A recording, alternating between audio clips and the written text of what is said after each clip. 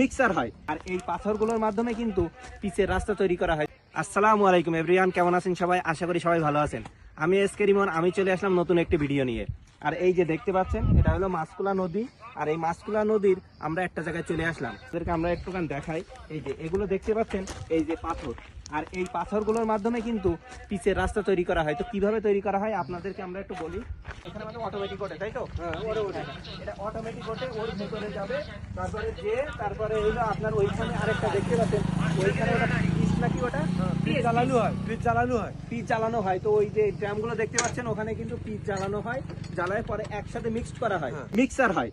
Mixer হওয়ার পরে সেটা টলিতে মাধ্যমে দেওয়া হয়, দেওয়া হইলে তারপরে পরবর্তীতে ওইটার হলো রাস্তার কাজে লাগানো হয়। তো এখানে পাশে রাস্তায় যায়, তারপরে পরে পাতানো হয়, মোটামুটি একটা রাস্তা করা হয়। তো সব বিষয় তো আমি জানি না, যতটুকু ওনাদের মুখ থেকে শুনলাম ততটুকু আপনাদেরকে জানালাম।